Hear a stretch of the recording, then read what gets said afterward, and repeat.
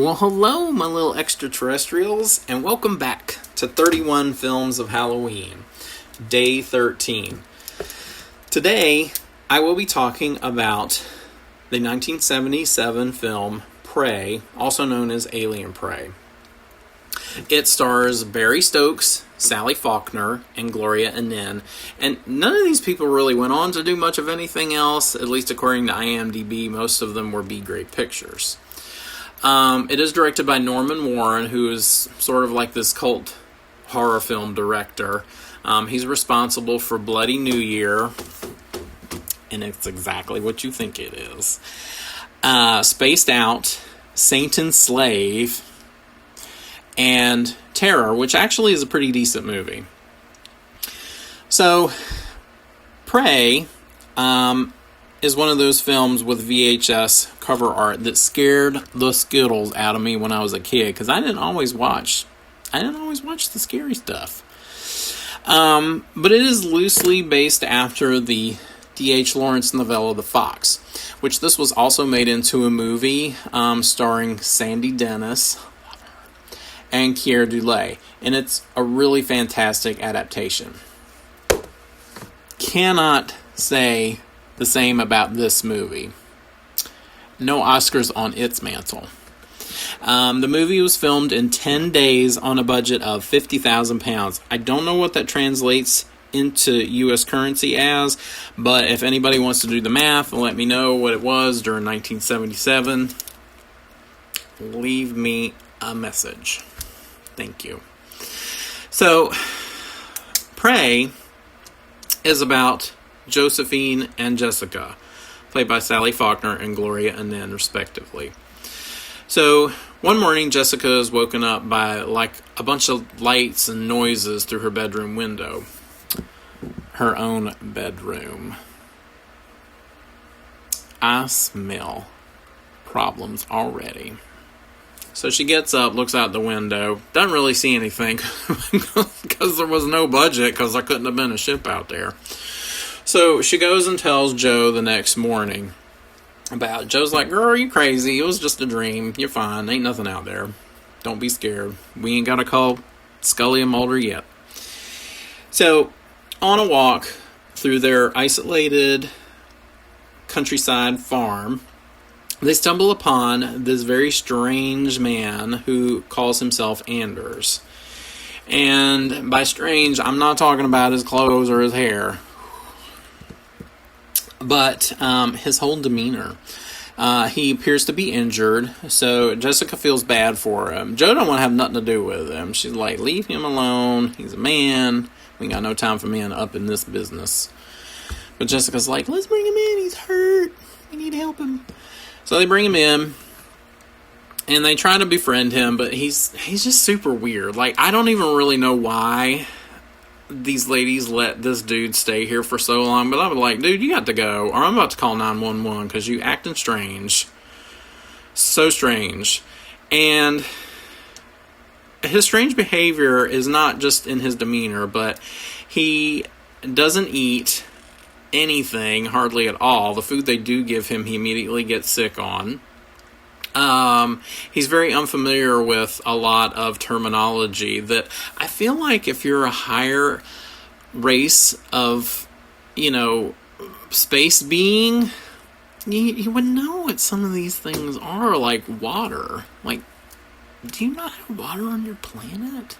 I mean, you must have champagne, because my dude's drinking it down. They offer him some champagne, and he just takes that bottle and glug, glug, glug. And he's smiling the whole time. It's quite humorous. So time progresses. Tensions begin to rise between Jessica and Josephine. And I really shouldn't say begin, because I think there were tensions there already. Joe is a very possessive, almost manipulative personality. She does not want Jessica to leave her. She's pretty controlling.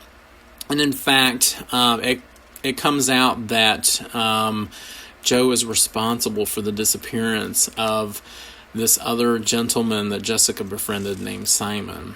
Dun, dun, dun. So, time progresses, there is a moment where some chickens are killed on this farm. Joe's like super pissed. Like, she goes all Rambo and wants to find the fox that is responsible. The fox. And of course they don't kill it, but Anders does. And he he shapeshifts. He's not like a googly-eyed, gray-skinned alien. He shapeshifts into this like weird puma cat-like creature. I mean, the makeup is not stellar. Rick Baker did not do the makeup on this movie, as you can tell. I mean, he looks like one of my cats when they haven't been fed yet. Like, angry. And so, anyway, Anders gets the fox. He brings it in. They're all happy. Woo, the fox is dead. Our chickens are safe now. And they're going to have a party. So they get all dressed up. Jessica puts her hair up. And then they take Anders and they kind of give him this glow up. I mean, it's really an improvement from what he had before. I think so. He looks much better. I mean, the makeup's pretty on point. Well, the movie culminates into, of course, a very tragic ending for both women. Spoilers. I mean, you kind of saw this coming. And the movie is actually not as bad as what I'm making it out to be. The budget's not great, but it's filmed really well. It's acted really well. Particularly the performance by Sally Faulkner, although it can get a little hammy and dramatic at times. She very much carries the weight of this picture.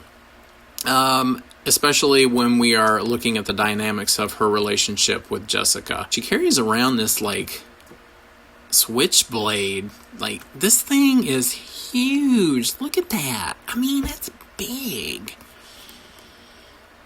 Girl, are you compensating for something? I don't want to make assumptions, but that thing is big.